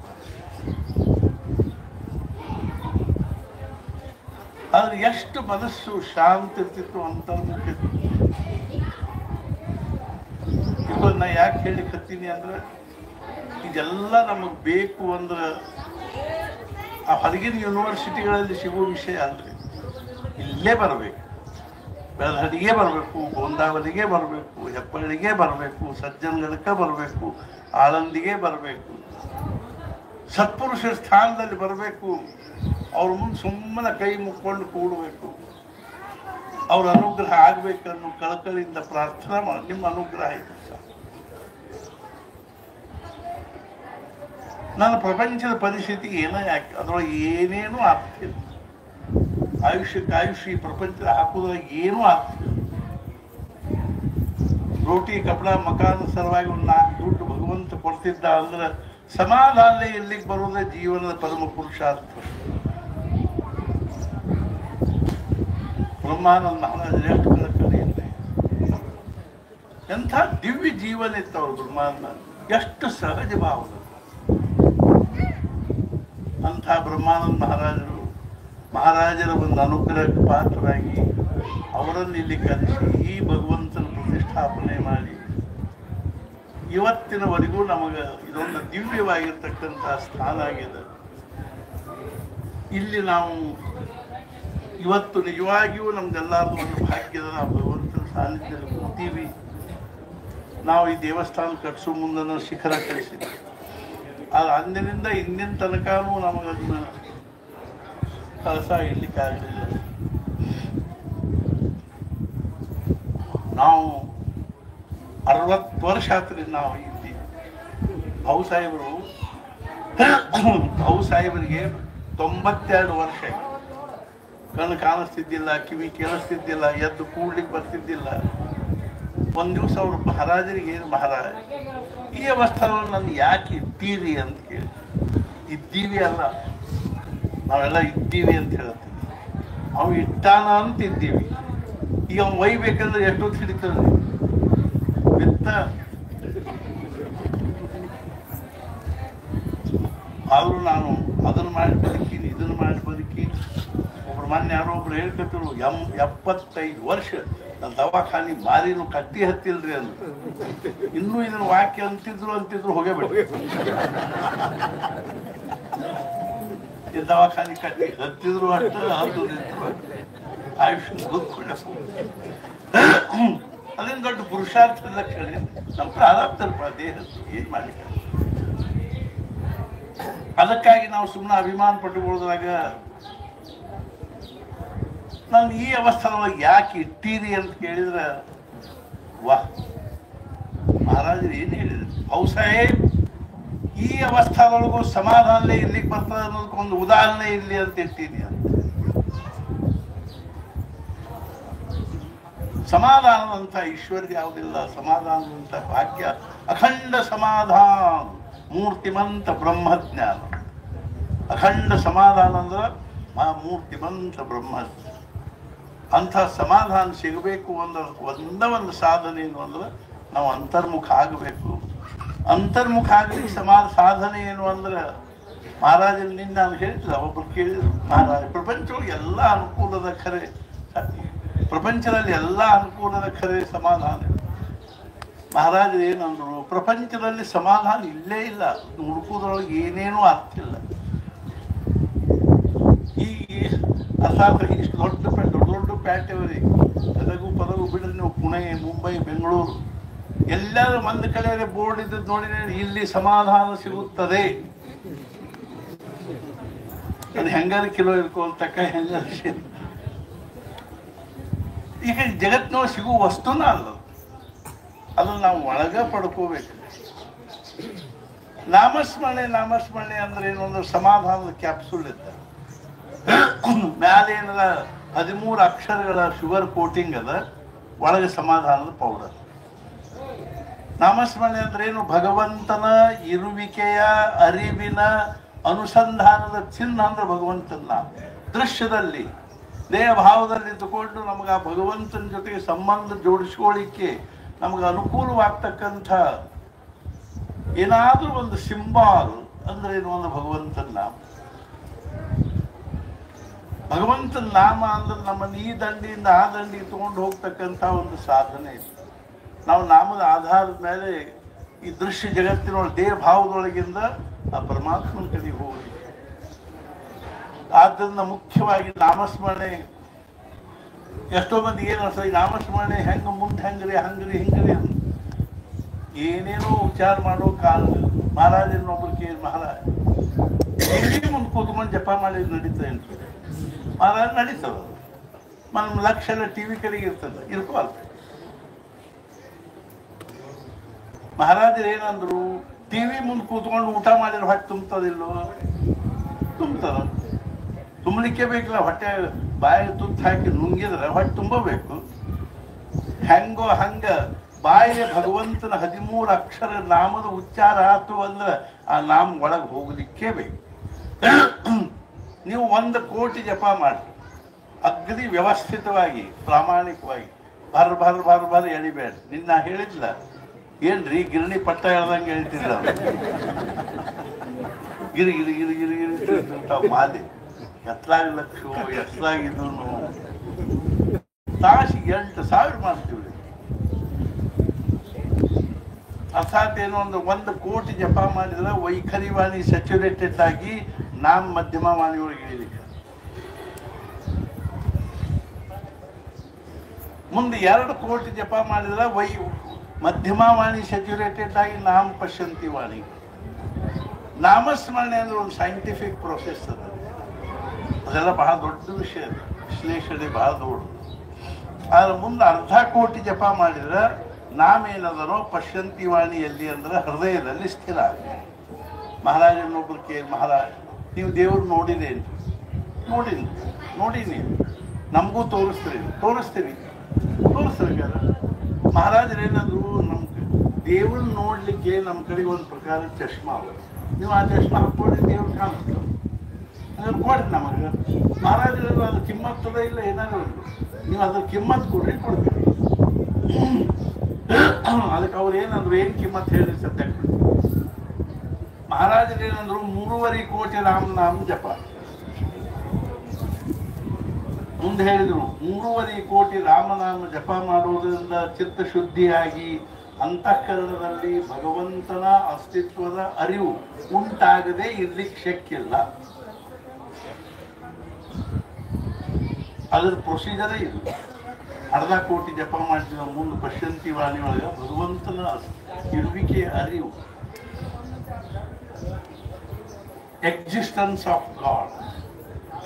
ಅರ್ಥಾತ್ ಏನು ಅಂದ್ರೆ ಭಗವಂತನ ಇರುವಿಕೆಯ ಅರಿವು ನಮಗೆ ಅನುಭವಕ್ಕೆ ಬರ್ಲಿಕ್ಕೆ.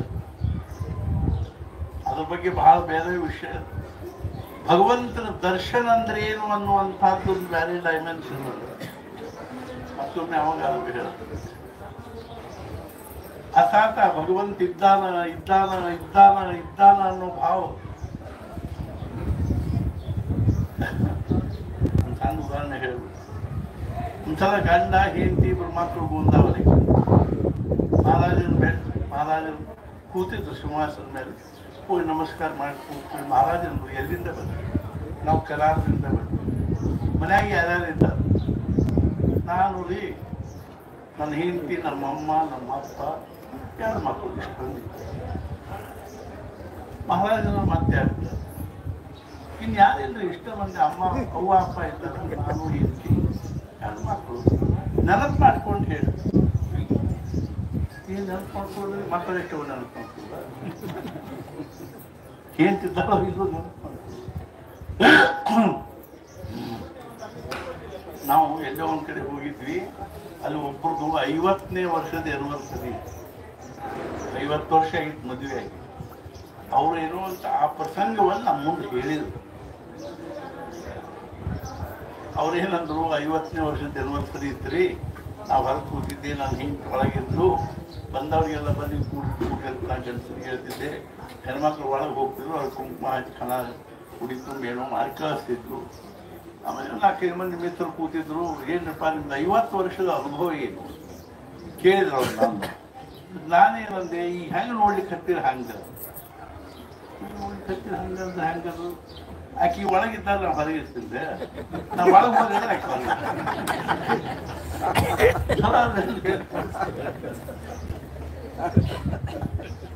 ಆಕೆ ಒಳಗೆ ಬಂದು ನಾವು ಹೊರಗೆ ಬರ್ತೀವಿ, ನಾವು ಒಳಗೆ ಹೋದ್ರೆ ಆಕೆ ಹೊರಗೆ ಈ ಭಾರಿ ವಿಶೇಷ. ಕರೀರಿ ನಿಮ್ಮ ಮನೆಯವ್ರು, ವೈನಿ ಕರೀರಿ, ಡಾರ್ಲಿಂಗ್ ಹೇಳ್ರಿ. 50 ವರ್ಷ ಆದ್ರೂ ಎಷ್ಟು ಪ್ರೇಮ, ಎಲ್ಲಿ ಪ್ರೇಮ ರೀ, ಹೆಸರು ನೆನಪಾಗುತ್ತೆ. ಹಿಂಗ ಆಗ್ಬೇಕ್ರಿ, ಎಲ್ಲಿ ಪ್ರೇಮ ಬಂತಾಕಿ ಹೆಸರು ಇರ್ಬಾರ್ದು. ನಾ ಯಾಕೆ ಹೇಳಿಕತ್ತೀನಿ ಅಂದ್ರೆ, ಅವ್ರು ಕೇಳಿದ್ರು ನಿಮ್ಮ ಮನೆಯಾಗಿ ಮತ್ತೆ ಯಾರು, ಇನ್ನು ಯಾರ್ಯಾರು ಇಲ್ಲ. ಆ ಹುಡುಗ ಹೇಳ್ತೇವೆ, ಒಂದು ನಾಯಿ ಸಾಕಿದ್ರು, ಮತ್ತೆ ಯಾರು ಏನ್ ನಮ್ಮನ್ನ ಕೇಳಿದ್ರೆ ನಾವು ಏನು, ಮಹಾರಾಜರು ಏನಂದ್ರು, ರಾವ್ ಸಾಹೇಬ್, ಮುಂಜಾನೆ ಸಂಜಿನಾಗ ಯಾವ ಭಗವಂತನಿಗೆ ನೀವು ಆರತಿ ಮಾಡ್ತೀರಿ, ಪೂಜೆ ಮಾಡ್ತೀರಿ, ಊದಿನ ಕಡ್ಡಿ ಬೆಳಗ್ತೀರಿ, ನೈವೇದ್ಯ ಮಾಡ್ತೀರಿ, ಆ ಭಗವಂತ ನಿಮ್ಮ ಮನ್ಯಾಗ ಇದ್ದಾನೋ ಇಲ್ಲ? ಇದ್ದಾಗ ಅವನ ಹೆಸರು ಯಾಕೆ ತಗೊಳ್ಳಿಲ್ಲ? ಭಗವಂತ ನಿಮ್ಮ ಮನ್ಯಾಗ ಇದ್ರ ಅವನ ಹೆಸರು ಯಾಕೆ ತಗೊಳ್ಳಿಲ್ಲ? ಇದ್ದಾನಂತ ನಿಮ್ಗೆ ಅನ್ಸಂಗಿಲ್ಲ ಅನ್ಬೇಕ. ಸಮಾಧಾನ ಎಲ್ಲಿಂದ ಬರ್ಬೇಕು? ನನ್ನ ಪ್ರಪಂಚದಲ್ಲಿ ಭಗವಂತ ಇದ್ದಾನ ಅಂತ ನಮಗೆ ಅನಿಸದೇ ಇದ್ರ ಸಮಾಧಾನ ಎಲ್ಲಿಂದ ಬರ್ಬೇಕು? ಮಹಾರಾಜರು ಹೇಳಿದ್ರು, ನಿಮ್ಮ ಮನ್ಯಾಗ ರಾಮ್ ಇದ್ದಾನ. ಒಬ್ಬರಿಗೆ ಮಹಾರಾಜರು ಏನಂದ್ರು, ನಿಮ್ಮ ಮನ್ಯಾಗ ರಾಮ್ ಇದ್ದಾನ, ಏನೂ ಕಾಳಜಿ ಮಾಡಬೇಡ, ಸಾಕ್ಷಾತ್ ಭಗವಂತ ಇದ್ದಾನ ನಿಮ್ಮ ಮನ್ಯಾಗ. ಹೇಳಿ ನೋಡು, ಖರೆ ಅಂದ್ರೆ ನಮ್ಗೆ ಸಮಾಧಾನ ಆಗ್ತೇನೆ. ಅಷ್ಟರಿಂದ ನಿಮ್ಮ ಮನ್ಯಾಗ ರಾಮ್ ಇದ್ದಾನಂದ್ರೆ ಸಮಾಧಾನ ಆಗ್ತೇನ್ರಿ? ಒಂದ್ ದಿವ್ಸ ಒಬ್ಬ ಅವ್ನು ನಮ್ಮ ಮನೆ ಮುಂದೆ ಹಾಸ್ಕೊಂಡಿದ್ದ, ಅವ್ನು ಸ್ವಲ್ಪ ಹಿಂಗ ನೋಡಿದ, ನೋಡಿ ಬರೀಲಿ, ಯಾಕಂದ್ರೆ ನಿಮ್ಮ ಮನ್ಯಾಗ ಒಂದ್ 2-3 ಪಿಶಾಚಿ ಅಡ್ಡಾಡ ಏನಾಗ್ತದೆ ಹೇಳ್ರಿ, ಮಗ ಗುಳ್ಳಿ ತೊಗೊಂಡು ಮಂತ್ರ ಇವ್ರ ಏನ್ರಿ, ಅವ್ರು 2-3 ಪಿಶಾಚಿ ಅಡ್ಡಾಡ್ದಂಗ ಆತು. ತಲ್ಲಿ ನೋಡಿ, 2-3 ಅಲ್ರಿ, 5-6 ಇದಕ್ಕೆ ಏನ್ ಮಾಡ್ಬೇಕ್ರಿ? ಏನ್ ಭಾಳ ಏನ್ ಖರ್ಚು ಬರೋದಲ್ರಿ, ಒಂದು 60-70 ಸಾವಿರ ರೂಪಾಯಿ ಖರ್ಚು ಬರ್ತದೆ. ಅಷ್ಟು ಮಾಡಿಬಿಡ್ರಿ, ಆ ಹೋಮ ಈ ಹೋಮ. ಸಾಕ್ಷಾತ್ ಮಹಾರಾಜರು ಹೇಳಿದ್ರು, ನಿಮ್ಮ ಮನ್ಯಾಗ ರಾಮ್ ಇದ್ದಾನ, ಸಮಾಧಾನ ಆಗ್ಬೇಕಿಲ್ಲ. ಯಾವನೋ ಒಬ್ಬ ದಾರಿಲೇ ಹೋಗ ಹೇಳಿದ್ ನಿಮ್ಮ ಮನ್ಯಾಗ ಪಿಶಾಚಿ ಬಾಧ ಅದ. ನಮ್ಮ ಬುದ್ಧಿ ಇಂಥದ್ದು. ದೃಶ್ಯವನ್ನು ಎತ್ತನೆ ನಾವು ಒಪ್ಪಿಗೋತೀವಿ. Practice of the presence of God. ಅವಿದ್ದಾನ. ಮೊನ್ನೆ ಒಂದು ನನ್ನ ಶಶಿ ಕೇಳಿದ, ನೋಡಿ ಒಮ್ಮೆಲೆ ಇಂತಿಂತಾವ್ ಕೆಲಸ ಹೆಂಗೆ ನೀವು ಎಷ್ಟು ಶುರು ಮಾಡಿಬಿಡ್ತೀರಿ ಅಂತ. ಅಲ್ಲೋ ಭಗವಂತ ಇಲ್ಲೇ ನೀನು ಜಗತ್ತಿನಾಗ, ಇದು ನಂದೇನಾದ್ರು ವೈಯಕ್ತಿಕ ಸ್ವಾರ್ಥದ ಅಥವಾ ನಂದೇನಾದ್ರೂ ಒಳಗೆ ಕಪಟ ವಂಚನ ಇಂಥದ್ದೇನಾದ್ರೂ ಅದ. ನಾ ಶುದ್ಧ ಭಾವದಿಂದ ಅತಿ ಮನಃಪೂರ್ವಕವಾಗಿ ಭಗವಂತಗ ಹೇಳ್ತಿಲ್ಲ, ಏನು ಕಳೆದರಿಯೋದು ರಾಮನನ್ನು ಉತ್ಸವ ಆಗ್ತದೆ.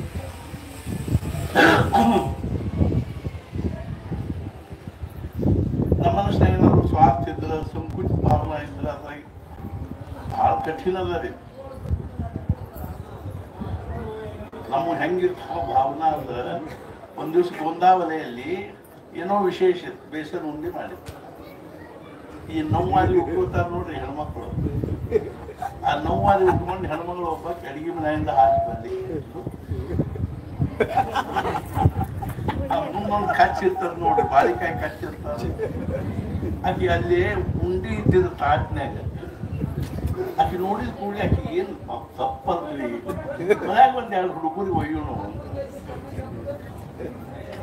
ಅಂತ ಅನಿಸಿ ಬಡ ಬಡ ಒಂದು 7-8 ಉಂಡಿ ಕಚ್ಚೆ ಹಾಕಿ ಈಗ ಹೊರಗೆ ಬಂದು ಅಲ್ಲಿ ಮಹಾರಾಜ ಅಲ್ಲೇ ಕೂತಿದ್ರು. ಸಾಕು ಸಾವಕಾಶ ಗಟ್ಟಿ ಹಿಡ್ಕೊಂಡು ಬಂದು ಬರೋಬ್ಬರಿ ಮಹಾರಾಜ ಮುಂದೆ ಬರುವಂತ ಕಾಚಿ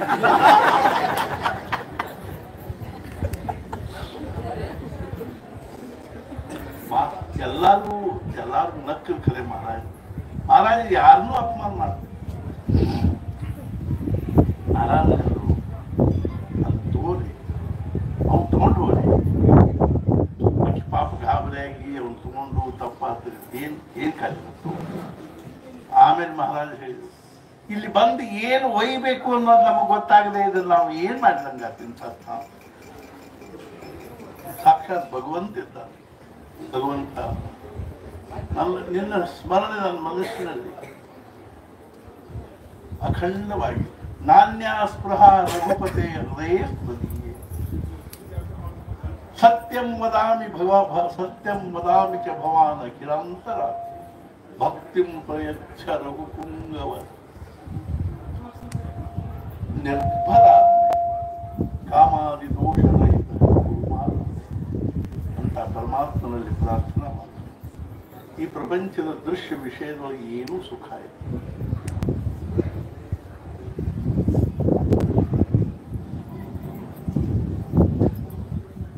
ಸಂಸಾರ ಘೋರ ಗಹನೆ ಚರತೋ ಮುರಾರೆ ಮಾರೋಗ್ರ ಭೀಕರ ಮೃಗ ಪ್ರವರಾರ್ಧಿತಸ್ಯ ಆರ್ತಸ್ಯ ಮತ್ಸರ ನಿದಾಘ ನಿಪೀಡಿತಸ್ಯ ಲಕ್ಷ್ಮೀ ನೃಸಿಂಹ ಮಮ ದೇಹಿ ಕರಾವಲಂಬಂ. ಶಂಕರಾಚಾರ್ಯ ಪ್ರಾರ್ಥನೆ.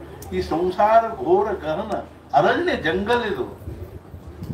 ನಮ್ಮ ಪರಿಸ್ಥಿತಿ ಹೆಂಗಾಗಿದೆ ಅಂದ್ರೆ ಯಾವನೋ ಒಬ್ಬ ಕನಸಿನಾಗ ಒಂದು ಅರಣ್ಯದಲ್ಲಿ ಹೊಂಟಿದ್ದ. ನೀವು ಮುಗಿಸೋಲ್ಲೋ ಇಲ್ಲೋ ನೀವು ಅಂತ ಕೇಳಿ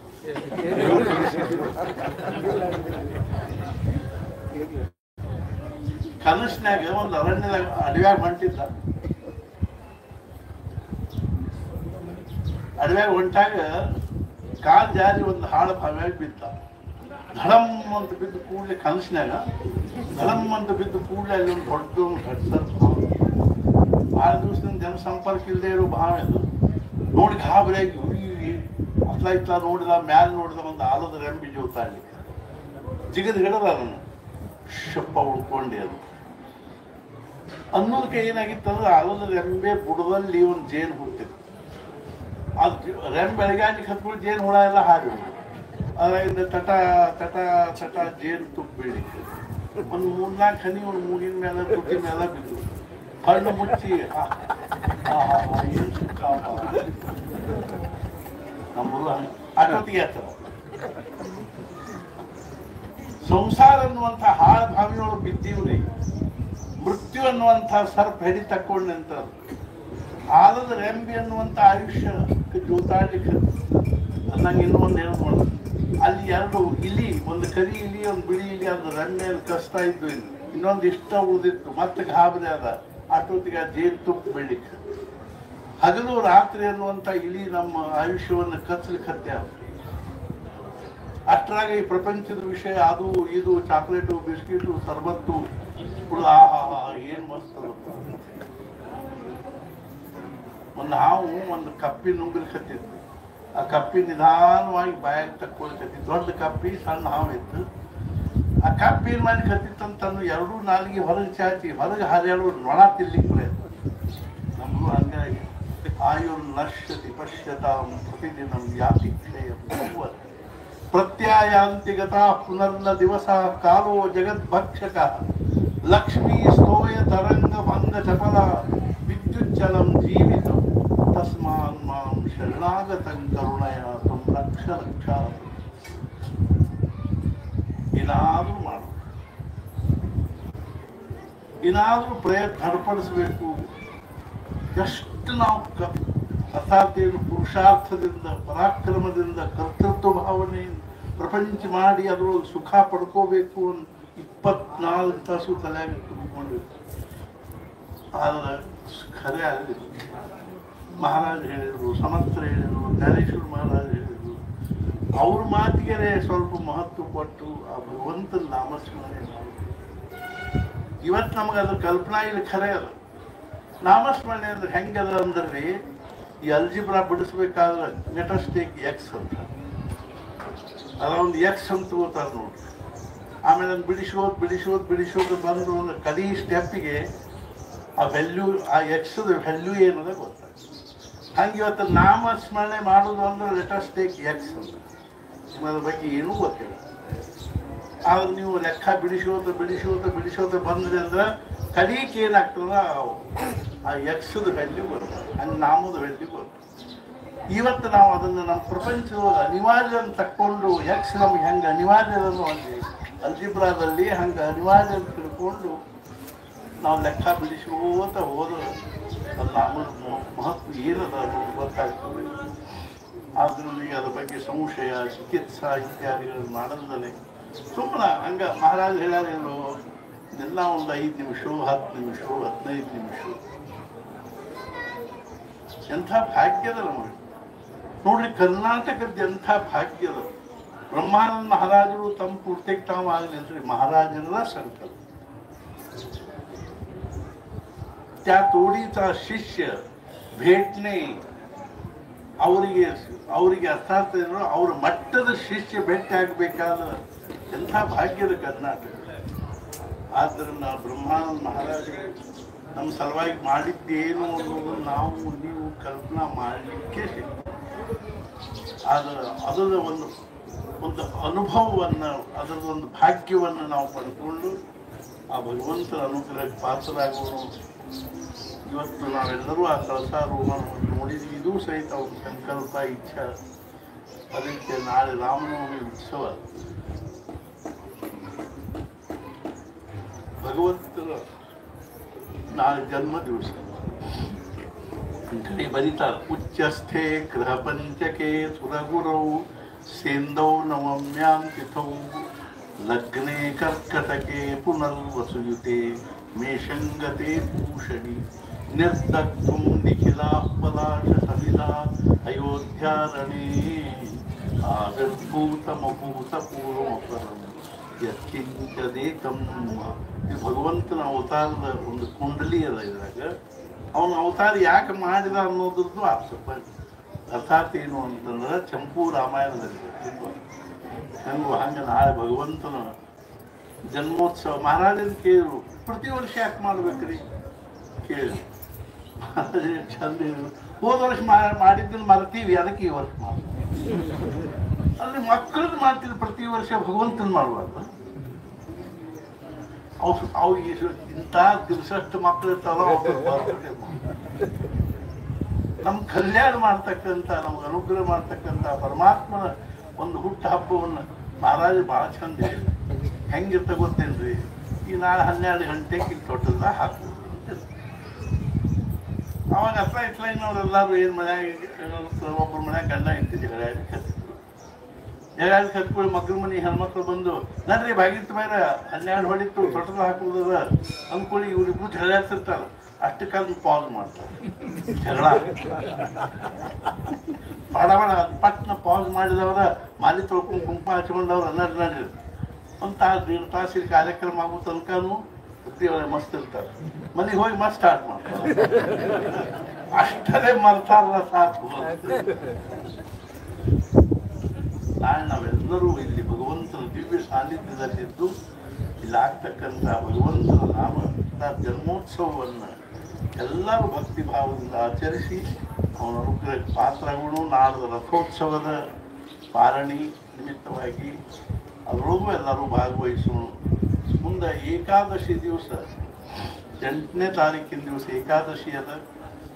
ನಮ್ಮ ಮೊನ್ನೆ ಸಹಜವಾಗಿ ನಮ್ಮ ಮನುಷ್ಯನಾಗ ಬಂತು. ನಾವು ಪ್ರತಿ ಏಕಾದಶಿ ಯಾರಾದ್ರೂ ಮನೆ ಒಳಗಾಗಲಿ, ಯಾವ ಊರಾಗಲೇ ಆಗಲಿ, ಎಲ್ಲರೇ ಆಗಲಿ, ಎಲ್ಲಿ ಹೇಳ್ತಾರೋ ಅಲ್ಲಿ 12 ಸಲ ವಿಷ್ಣು ಸಹಸ್ರನಾಮ ಅನ್ನಬೇಕು. 1 ಸಲ ವಿಷ್ಣು ಸಹಸ್ರನಾಮಕ್ಕೆ ಸಹಸ್ರ ತುಳಸಿ ಅರ್ಚನೆ ಮಾಡಬೇಕು ಏಕಾದಶಿ ದಿವಸ. ಅದನ್ನು ಹೆಬ್ಬಳ್ಳಿಯಾಗಿ ಶುರು ಮಾಡಬೇಕು ಅಂತ ಚೈತ್ರ ಶುಕ್ಲ ಏಕಾದಶಿಯಲ್ಲಿ ಆಗ್ತದೆ. ಆಮೇಲೆ ದ್ವಾದಶಿ ದಿವಸ ಪಾಲನೆ ಮಾಡಿಕೊಂಡು ಅವತ್ತ ವೆಂಕಟಾಪುರಕ್ಕೆ ಹೋಗ್ತೀವಿ. ಅಲ್ಲಿ ಹನುಮ ಜಯಂತಿ ಉತ್ಸವವನ್ನು ನಾವು ಈ ಸಲ ಮಾಡಬೇಕು, ಮಾಡಿದ್ದೀವಿ, ಅಲ್ಲಿ ಆಚರಿಸಬೇಕು ಅಂತ. ಅದು ಅವ್ರ ಇಚ್ಛಾ, ಅವ್ರ ಸಂಕಲ್ಪ. ಈ ಎಲ್ಲ ಕಾರ್ಯಕ್ರಮಗಳಲ್ಲೂ ತಾವೆಲ್ಲರೂ ಬಂದು ಭಾಗವಹಿಸಿ ಶ್ರೀ ಸದ್ಗುರು ಅನುಗ್ರಹಕ್ಕೆ ಪಾತ್ರರಾಗಬೇಕಂತ ಕಳಕಳಿಯಿಂದ ಪ್ರಾರ್ಥನೆ ಮಾಡ್ತೀನಿ. ಮಹಾರಾಜರು ಪ್ರಭು ಶ್ರೀರಾಮಚಂದ್ರ ನಮಗೂ ನಿಮಗೂ ಆಯುಷ್ಯ ಆರೋಗ್ಯ ಐಶ್ವರ್ಯವನ್ನು ಅನುಗ್ರಹಿಸಲಿ.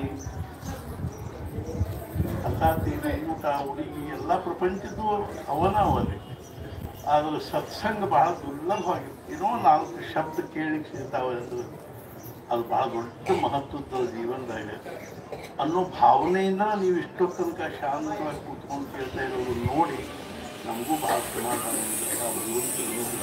ಏನೇನು ಜಾಸ್ತಿ ಆಗ್ತದೆ. ಅದೇ ರೀತಿ ಅಥವಾ ಪ್ರಸಾದನೂ ಪ್ರಾರಂಭ ಆಗ್ತದೆ. ಅದನ್ನು ದಯವಿಟ್ಟು ಎಲ್ಲರೂ ಶಾಂತವಾಗಿ ಪ್ರಸಾದನೂ ತಗೋಬೇಕು. ನೈವೇದ್ಯ ಆರತಿ ಮುಗಿಸ್ಕೊಂಡು ಬಂದು ಪ್ರಸಾದ ತಗೋಬೇಕು.